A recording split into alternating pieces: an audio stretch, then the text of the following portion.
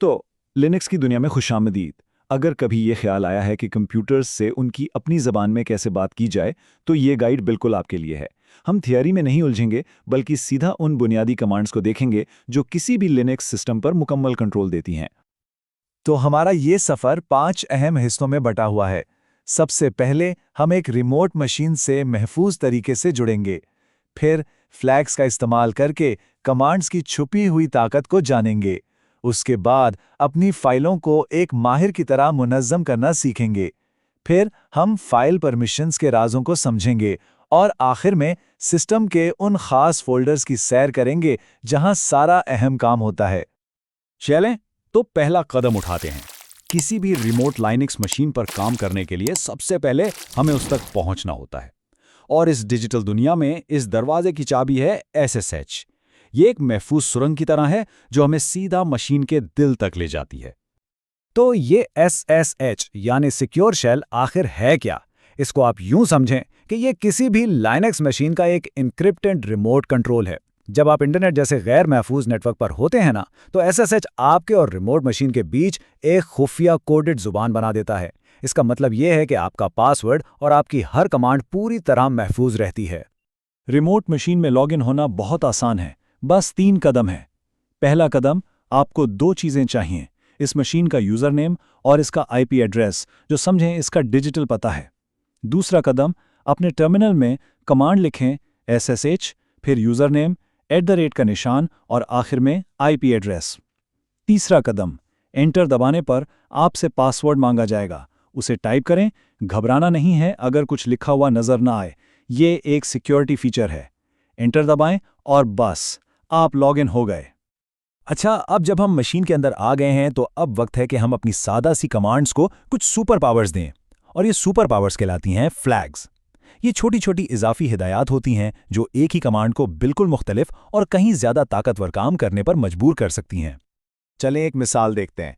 आमतौर पर जब आप ls कमांड चलाते हैं तो ये आपको सिर्फ वो फाइलें और फोल्डर्स दिखाता है जो नज़र आ रही हों। लेकिन जैसे ही आप इसके साथ -a का फ्लैग लगाते हैं, यानी ls-a, तो ये एक जासूस की तरह काम करता है और तमाम छुपी हुई फाइलों को भी सामने ले आता है, जैसे सिस्टम की वो अहम फाइलें जिनके नाम डॉट से शुरू होते हैं।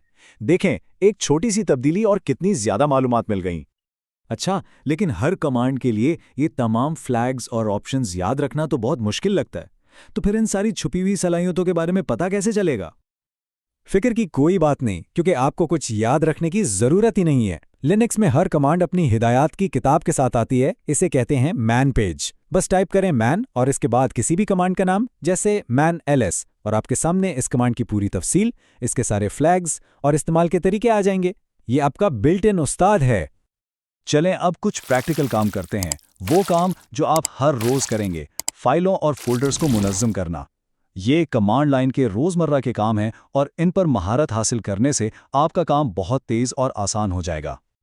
यहाँ कुछ बुनियादी टूल्स हैं। एक नई खाली फाइल बनाने के लिए आप टच इस्तेमाल करते हैं। एक नया फोल्डर या डायरेक्टरी बनाने के लिए mkdir है। किसी फाइल की कॉपी बनाने के लिए cp इस्तेमाल होता है। किसी फाइल को एक जगह से दूसरी जगह ले जाने या उसका नाम बदलने के लिए mv है। और आखिर में किसी फाइल को डिलीट करने के लिए rm। लेकिन यहाँ एक बात का ख्याल रखना है, किसी फोल्डर और उसके अंदर मौजूद हर चीज को हटाने के लिए आपको rm के साथ -r फ्लैग इस्तेमाल करना होगा। और ये एक बहुत पावरफुल कमांड है, इसे एहतियात से इस्तेमाल करना चाहिए। mv कमांड ना थोड़ी स्मार्ट है। इसके 2 काम हैं। अगर आपका टारगेट एक फोल्डर है तो ये फाइल को उस फोल्डर के अंदर मूव कर देगा। लेकिन अगर आपका टारगेट एक नया फाइल नाम है तो ये उसी फाइल का नाम बदल देगा।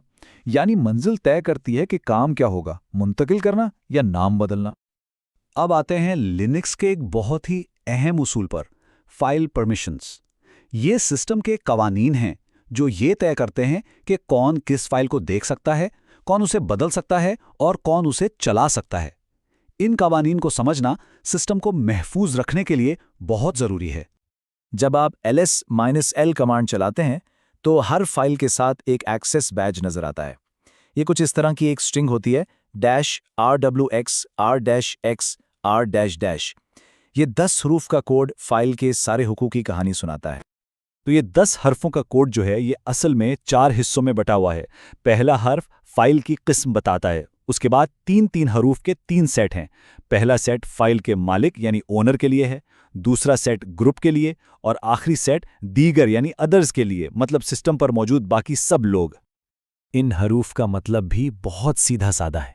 आर का मतलब है रीड यानी पढ़ने की इजाज़त, डब्ल्यू का मतलब है राइट यानी तरमीम करने की इजाज़त, और एक्स का मतलब है एग्जीक्यूट यानी इसे एक प्रोग्राम की तरह चलाने की इजाज़त।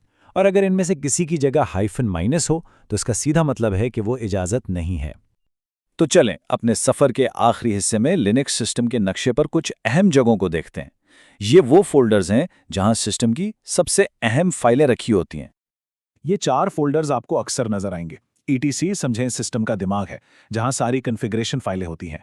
वार में वो डेटा होता है जो बदलता रहता है, जैसे सिस्टम के लॉग्स। अगर कोई मसला हो जाए तो उसे ट्रेस करने के लिए यह बेहतरीन जगह है। रूट एडमिनिस्ट्रेटर का ज़ाती फोल्डर है और टेम्प एक आरजी स्टोरेज है। यहाँ रखी फाइलें सिस्टम रीबूट होने पर खुद ब खुद डिलीट हो जाती हैं। तो लीजिए, अब आप सिर्फ एक सारिफ नहीं बल्कि एक एक्सप्लोरर हैं।